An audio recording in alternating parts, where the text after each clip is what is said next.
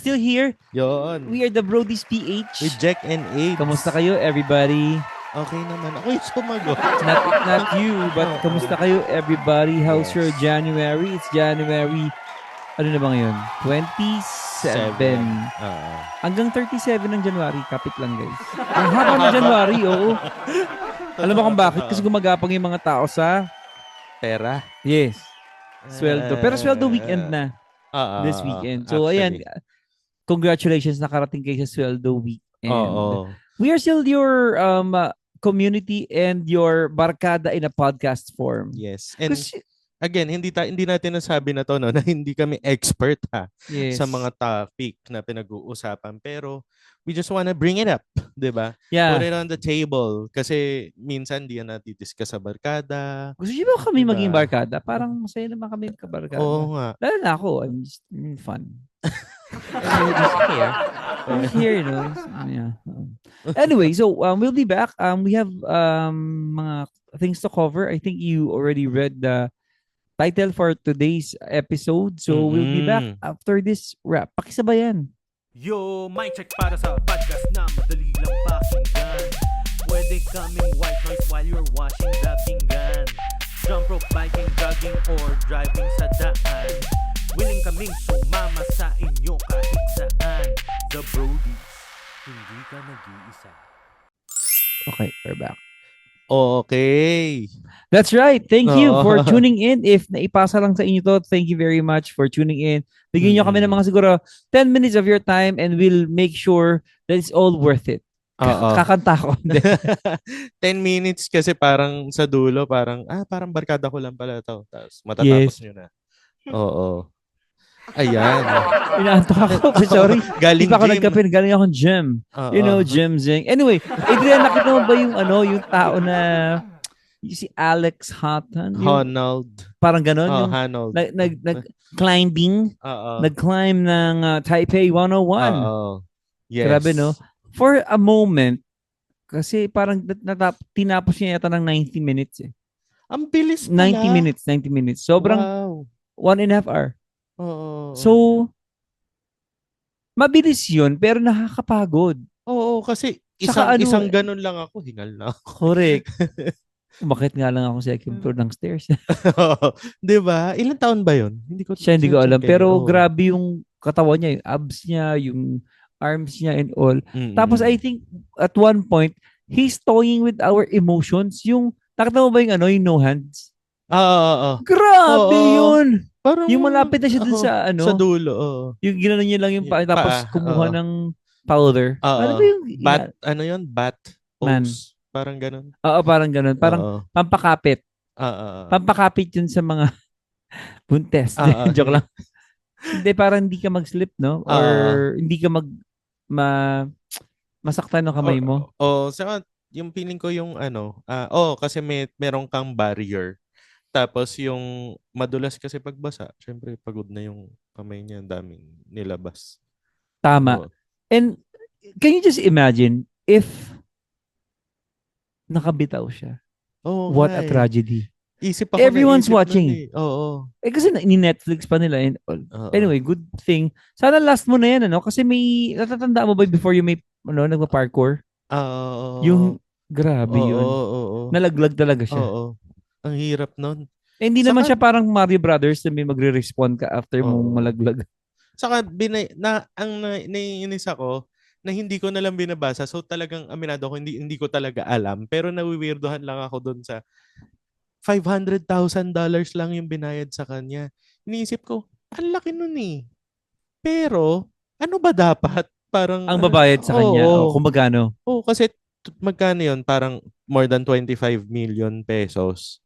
Tapos kung ikaw yung Taipei 101, binigay yun sa kanya, parang puno naman yung building. Parang, kumbaga, ano bang point mo? Ano gusto mong ilaban? Gusto kong kasi na parang ba't pa natin pinag-uusapan and as if ang liit niya. Or para sa akin, malaki siya. Pero baka nga mamaya, maliit pala siya. Kumbaga yung sa ganung, risk. Sa ganung, tanong ko, Adrian, kasi syempre kapag nawala siya, wala ng kabuhayan. At Oo. least he's paid. Tama ba? Oo. Pero Bayad pa rin siya matapos Oo. niya hindi, right? Oo, Right? oo. Pero yung projection, parang yung pagsulat ng news laging, he was just paid a little amount of Hindi, maybe 500,000. maybe I think their POV is more of it's still a life. Oo. Ano. Feeling ko clickbait. Oh nga, clickbait pa rin. Pero buhay pa rin siya. Priceless naman pero siya. kasi ginusto naman niya yun eh. Oo. Kung may mangyari sa Oo. kanya, di ba? Saka hindi na sabi mo kasi yung last na niya yan sana. Kasi yun yung iniisip ko na parang Baka mag-Burj Khalifa. okay naman na to. Para mag-coach ka na, mag-build ka na lang ng training school, whatever foundation. Hindi na siya Or nga. Parang tayo, Oo. na lang tayo, di ba? Mag-record tayo maraming episodes, tapos humiga na lang tayo sa pera. Wow. As if, no? So, paki-share. Pero hindi pa namin to na ma-monetize naman. So yun, nakakatawa. So yun lang. Anyway, so congratulations, Mr. Yeah. Alex. We're happy for you. Sana last mo na yun kasi Pero Adrian, I think nakuha naman ng goal. Taipei 101 got its attention and also our attention was given to that. Yes. So speaking of attention, I asked Lily a while ago, Lily, do you want to pay attention? Do you want to get paid or get paid attention? Ang sabi, I want to get paid. I want money. Sabi ko, same answer. I don't want attention. Oo nga. Para aanhin ko yun. Correct. Well, gusto ko rin. Well, wow. Center of attention. Ganyan. Ayun. So anyway, so Adrian, before our topic, meron ako nabasa na parang sa magkakaibigan daw, sa dalawang, kasi last time meron tayong topic before the topic na three friends, tatlo, yung parang the science behind it, yung tatlo, how it works and why it works. Meron naman daw sa dalawang magkaibigan, like you and me, na meron talaga na unpopular, it's out there or it's known to everybody that this person is really likable and the other one is not likable, but in reality, the other person is not it's not likable. He's not likable, but in his deepest heart, he's really a good person. On the other hand, meron naman parang friends ng lahat. Pero, alam mo na. Masama talaga ugali niya. Diba? So, it's you and me. Ang sama. So, ako talaga yung mabait dito. Oo, kasi tutuusin. Si Adrian talaga, akala niyo mabait siya, pero chuchu siya. Ha? Oo nga, may tattoo lang siya, pero siya yung mabait. Yes, let me break my silence. Joke na. Anyway, let's go to the topic na Adrian. This is very exciting. Pinapatawa lang kita. Oo nga. Medyo iba-iba yung magiging mo dito, no? Context. Kaya medyo yung atake, POV. Kaya maingat tayo ng konti. Meaty. So yung title Spicy. nung natin, Outgrowing Church. That's right. And questioning systems. I think that's the byproduct. Outgrowing church. How can you outgrow a church? I think number one, lumaki ka sa church. Number two, hindi ka lumaki sa church, pero teenager ka na save. Number 3, 20s ka na save, tapos nasa 40s ka na ngayon. Medyo isang dekada ka na sa church. And you know the ins and outs of it. Right? Ikaw ba, can you honestly say that you have outgrown church? Ako parang hindi eh. Parang ayaw kong madaya kasi parang may point of view ako na nag-staff ako. So alam ko what happens inside. Parang I can sympathize with the frustrations. Yes, na parang ito matagal na sa church tapos parang napagod siya. So parang kumbaga I'm part of the people who study it, ganyan. Dati. So ngayon na parang nandun ako sa marketplace uli. Actually para akong restarting yung yung nasa utak ko. Kaya parang restarting Pero Adrian, na-mention mo na staff ka before. So I think it's you're more prone to outgrow church because your staff, you know what's happening inside. Right? So did it come to your parang attention or did it pass your thoughts, something like that? Na parang I know this already where this is going, something like that. Actually even nandun pa ako. Parang yun yung may mga thoughts na parang yun naman paikot-ikot na naman tayo dito tapos parang kumbaga, wala naman nangyayari, ganyan. Tapos parang nagpa-plateau na in my head yung, Yeah. not just yung growth, pero yung kumbaga yung character development ng mga tao. Parang, ito na naman siya. Parang may nagbago pa dito sa group of It's people. becoming less Oo. exciting. Oo. Parang ganun. Oo. Pero, kumbaga, tinanong din ako ni Pipat dyan si Pastor Patrick, sabi, ano ba, nabore ka ba? Ganyan. Sabi ko, hindi. Pero, yung when it comes to dun sa trabaho, kaya ko siya nakapikit. Oo. Ganon. Kaya, I was about to say, oo. nawawala na ng challenge. Oo, nawawala ng challenge, pero hindi negative for me. Kasi gusto ko nga yun na kaya ko mag-nap in the middle of the day, ganyan. Oo. Pero more on parang alam mo yung na may ibang calling pagka comfort zone na to. Does it Parang, still excite you kunyari pag may bagong project that time? Or parang, ay, bagong oo, project na naman. oo, like excited pa ako kasi parang ang dami ko pa nagawa bago umalis na parang yung huddle ng mga kids, yung mga Nice. 'di ba, Oo. yung anong tawag dito? Saka may bago pang role noon nung bago ko umalis. 'Di ba yung volunteer management. So Oo. mini-meet ko isa-isa yung music team, yung ganyan, lahat nung iba-iba. So feeling ko circumstantial din kasi parang hindi ko naman kontrolado yung binigyan din ako ng another role. Feeling ko it helped na for me to say now na parang hindi naman negative yung outgrow in that sense, kumbaga. Pero, yeah. Well, ikaw kasi nga yan. So, medyo outlier ka na naman. Oo na. Pero may mga iba talaga na, kunyari, anak ng pastor. Oh, yun. Yung ganyan. Mahirap makarelate kasi parang hindi ko ma-imagine na ako sila. Feeling ko parang Oo ang dami kong nega. Nasasabihin, Kasi, oo. meron at meron no? Kahit Oo. ganong kakabait or parang gano'ng kagabait yung pastor o yung tatay mo na pastor or meron at meron talaga. Oo. Actually, yun yung... Or you're so fed up, parang ganun. Oo. Alam mo ba, tama ba yung idea na wag mong pilitin ng mga anak mo mag-church? Feeling ko, pa rin.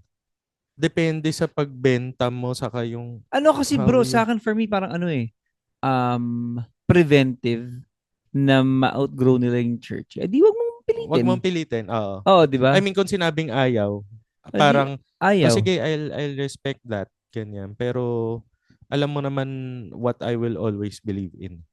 And you're part of this household. Para kasi na one time napanood ko yung eulogy si Pastor Doc June. Di ba? Yung namatay siya, si Rain yung nagsalita siya. May times na ayaw niya rin talaga mag-church. Which is no judgment. Part of life. Part of life. Parang no judgment naman and all. But for me, I think I'm not speaking in behalf of them na outgrow nila yung church, but for me, I'm thinking lang na, is it makakatulong ba na preventive na wag mo na lang silang pilitin, wag mo silang pilitin mag-serve, mga ganun bagay. Tingin mo? Feeling ko rin, parang mas okay yon kasi parang battle of expectations yan Yes. 'Di ba? Parang, yan, PK. 'Di ba? Parang pastor's kid yan. Tapos, siya yung magpe-pray. Anak yun yung pastor. Mas blessed PK? yan. Tanong PK, napaisip pa puro 4. Parang lagi siyang pag may team sa church na magsaserve. At tanong natin si kasi feeling mo mas blessed yung decision niya. Oo, hindi. Tao rin yan. Saka, yun nga, expectations ang taas-taas na. So, saka yung PK na yun, isip mo lang, yung ganyang setup na parang wag mong pilitin, okay lang siguro yun. Pero I think yung, kung missions planted church ka, na yung team mo, yung pamilya mo lang. talagang yun yung mundo mo. Yun talaga yung mundo mo. What you experience. Kasi parang pag hindi ka tumulong, parang medyo pabigat kaya ka dito. Oo, kasi wala ka naman ibang pupuntahan. Wala ka naman ibang gagawin, kami lang din. Oo. Parang ganun. So anyway, I think more of napaisip ko lang yan. But outgrowing church is more of, ano ba siya, Adrian? Para ba siyang tinatamad ka dahil ito na naman, same, or parang you go to a victory group, naging victory group intern ka, naging leader ka ng Bible study group, may mga winantuan ka na, masaya ka sa faith journey nila, umikot na naman, tas parang, nakakapagod to. I mean, hindi ka napagod, pero you feel like that's all there is. Parang ganun. Baka kasi, parang, yun nga kasi naging questioning of systems yung parang sinubtitle mo dito Kumbaga, anong tawag dito? nagiging parang we don't wanna get ahead of ourselves pero dun din naman papunta. Parang kumbaga, pag naging sistema na kasi, hindi na tungkol dun sa tao, ano na siya, parang mas nakakapagod na siya. Yeah. Kasi hindi na warm cold. Cold na siya. Para na It siyang becomes a computer. process or transaction or a Oo. checklist. Oo. Ang kulit nga kasi parang talagang ang hirap. Di ba pag sa School of Church Leadership, yung mga recent, Wala nang ganun. parang the last 10 years, yung Simple Church. Oo. Di ba parang yung nakalagay doon kasi, parang alisin mo yung hindi disciple-making processes ng church. Parang, Okay. kunyari, basketball, makaka-make disciples ba yan? Ganyan, Engage. di ba? Yeah. Tapos biglang engage, ganyan. Tapos yung lahat, sige, edi okay yung budget nyo, mas hindi kayo over budget, ganyan. That's right. Kaya lang, bandang dulo kasi, parang ang ituturo doon, strip down ng lahat. Ang Oo. ending mo, kung ano yung process na meron church 1-to-1, ganyan. Kaya lang, parang ang ano siya may iba-ibang seasons din yung tao when it comes to how they embrace the process. Meron Yes. time na parang lahat gusto mo i-1-to-1. May time na ang mature mo na parang, it's not about the booklet. Yung ganun ka na. Minsan naman, wala nang booklet. Di ba? Hindi. Ang mature mo na, pero i-atake mo immature. Mahirap yun. Mahirap yun. Pero it happens. Kunyari, nag-small group ako sa atheist. Yung kilala mo yan, basta yung kwento ko na sobrang Christian ng guy na yun yan. Grace Ngayon, talaga ni God kasi second meeting pa lang, tithes ang pinag-usapan ko. Oh, wow. Yun nga hindi atheist, galit sa tithes na topic tapos tinapik ko pa sa atheist.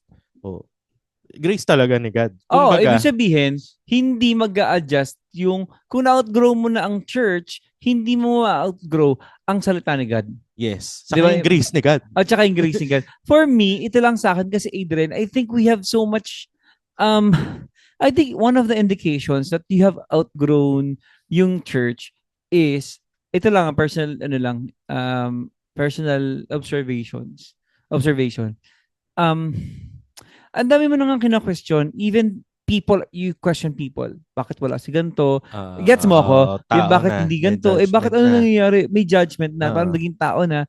Or parang hindi ka na gracious with other people or your teammates. It's more of, ang dali-dali lang nun Di ba? Yung mga ganun bagay. Parang maaamoy mo na parang, teka nga muna, have you outgrown the church so that, and you are sounding like an angry uncle. Parang ganun. Oo.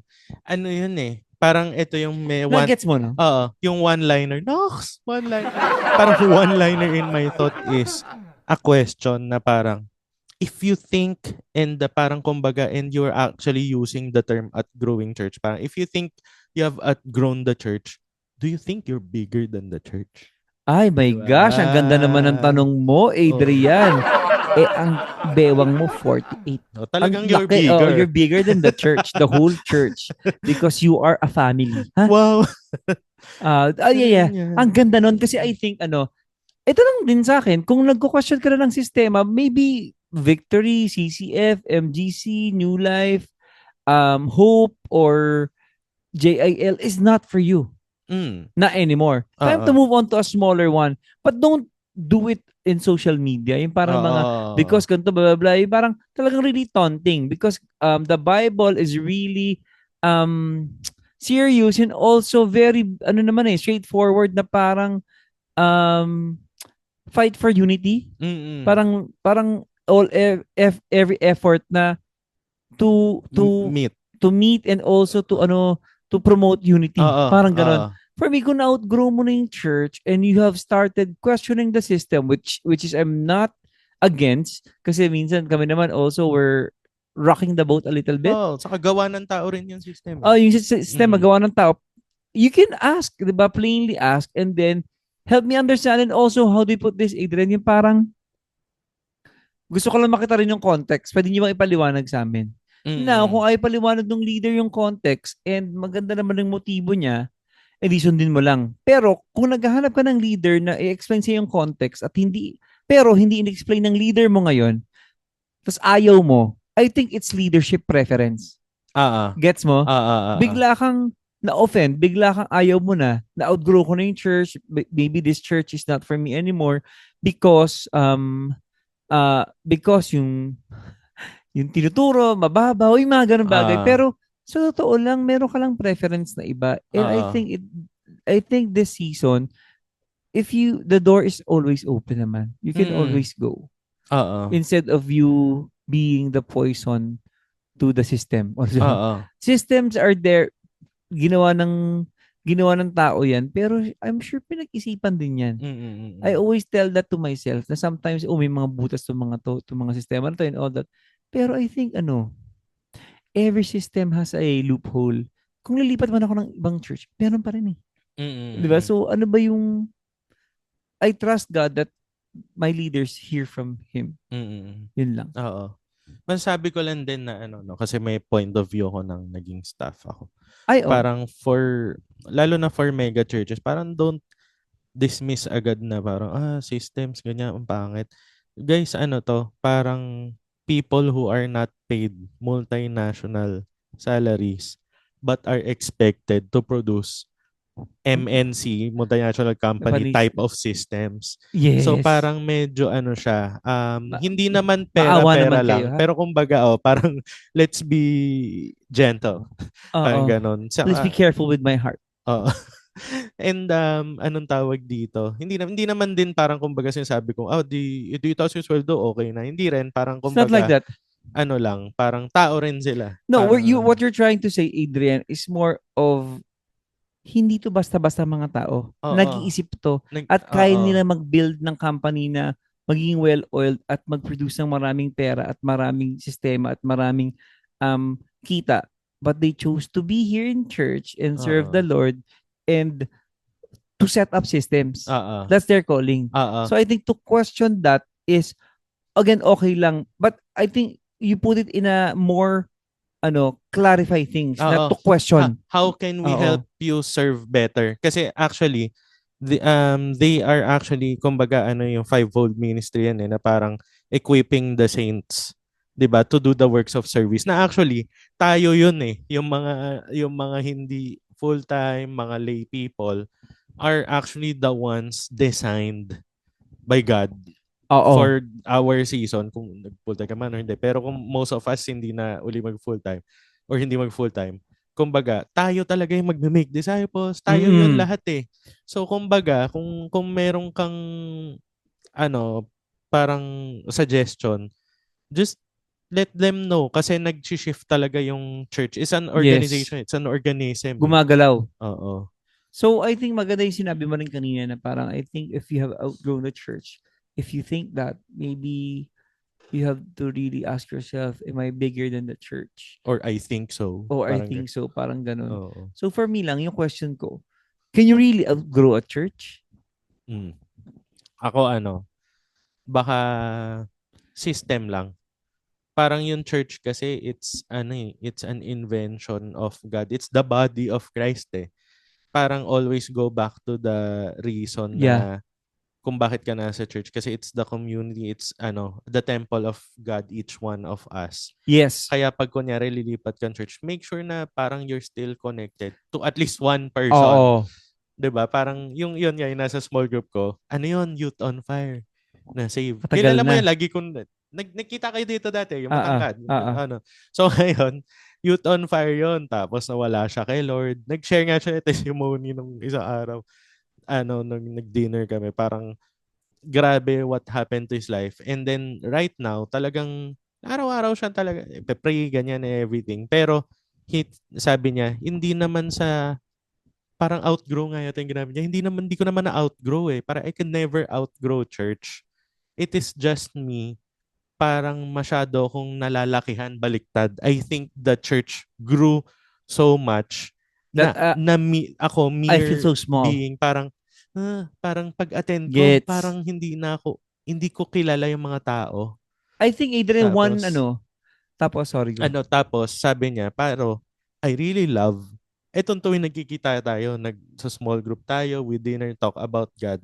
Feeling ko ngayon, for this season, ito yung church ko. Yes. Parang hindi ako makadikit Yes. sa branding. Though, lagi namin na pag-usapan yun. Lalo na with us. I think medyo pare-pareho naman tayo ng heart ng mga iba-ibang churches. Pero lalo sa atin sa Victory, tayo yung year 2000s na Christianity Today na magazine cover na The Faceless Church. Kasi, Oo. kasi wala tayong, Walang name eh. walang Parang sikat. ganon. Oo. Na okay lang naman doon sa iba. Parang there's a different type of church na itong si church, head nito, ito, ganyan. Okay Oo. lang. Pero kumbaga, parang ayaw niyang may isang branding, ganyan, isang ano. Ay, hindi naman tayong ganun na. Pero, nafe-feel ko lang na parang I want warmth na tayo. Kasi sinishare ko Yes. naman lahat ng Yes. intrusive thoughts ko sa inyo eh. Parang Oo. gano'n. Kumbaga, pag pray niyo ako, I'm exposing it in front of. Para pag Mm. pray niyo ako and encourage me not to sin and just follow God. Yun. Correct. Kami, I think, Adrian, just to end this one, sa akin lang, one word, preference. Oh. Baka nagbago ka lang ng Trip lang. preference. Iba lang lasa mo. Hindi naman sa... O parang kunyari, Oo. ayoko na dito kasi parang late ako nagigising, 2 p.m. na lang ako mag-church. Or parang hindi nag-English yung pastor dito. Or parang ayoko ng doktrina nila. Or parang ang layo. O ganun. Parang I think naging iba lang yung preference. Kasi parang, or parang super on fire ka, super volunteer ka. It's just that kailangan mag-produce ng NBI or ganito. Yung sistema, parang hindi ko preferred yung ganyan eh. But ang daming tinatanong. So preference. But it doesn't mean that you're gonna outgrow the church na in a way na parang ayoko na dito kasi hindi na okay, mali na si Jesus, parang ganun, or mali na yung tinuturo and all. So, may mga ganun naman nangyayari. Pero it's more of really preference na like may mga super Christians naman na we cannot label them that they have outgrown church. It's more of busy or wala na dito yung family nila. Lumipat na talaga ng church, which is deserve pa rin naman and thriving pa din. So yun lang for me. I think just really check your heart about your grumbling and all of your systems. Huwag na tayong maghilahan dito, magpilitan. Kung marami kang reklamo, iba na preference mo, lipat ka na. Okay lang yun, di ba? Oo. Yun lang for me. Bye. Ako part of sabi ko kay nagpipreach si Pastor Dennis nung medyo bagong nasa Makati kami. Marami dito sa inyo dahil convenient lang. Do you really go to this church? After nung service, sabi ko, ouch! Convenience. Pero wala akong pake. Sabi ko, convenient eh. Oo nga. And I like, parang, I love it. I prefer this. Sabi ko, I prefer, na dito ako. And, ang gusto kong point is, don't beat yourself up. Kasi people actually start backsliding sometimes. Kasi akala nila, may mali sa kanila, kaya may feeling silang na-outgrow nila in church. Yes. Baka hindi na pala ako Christian. Yes. O kaya, lalo na nag-pandemic. Parang this church is too small for me. Oo. Na wala na akong matututunan dito. Yan. Oo. Na parang, mukha akong masamang tao by thinking that baka masamang tao ako. So, don't the lies. So, parang oo nga. Pero don't beat yourself up. Kumbaga kung meron ka naririnig lalo na sa mga dati mong ka-church, may sure lumipat ka. Hindi ako lumipat, Victory lang ako through and through. Pero kunyari, hanggang dulo. kunyari lumipat ka, tapos parang, lumipat ka kasi parang, ganito ka kasi. Huwag ka makinig doon. As long as you're pursuing God, diba? And all. Yun lang yun. Basta klaro ang iyong konsensya. I mean, don't, parang okay lang din talaga lumipat ng church if that's your leading. And there will always be a better church, quote unquote. But it's all boils down sa preference. As in preference talaga. Kakakita ko lang na meme na baliktad, 'di ba? Usually sinasabi natin joke. Pagka lumipat ka na ng church, doon naman ngayon magulo. Yung meme baliktad. Ang gulo sa church nyo, lumipat ka, cartoon eh. Lumipat ka, tapos pagsilip mo pabalik, umayo sila kasi wala ka na. Oh no. I'm so sorry for that. Pero those are lies. Parang huwag nyo anahin yun. That's right. Well, I hope you like our episode for today. Because, wala lang. I hope you like it lang. Thank you for listening and thank you for tuning in. If this is your first time, thank you.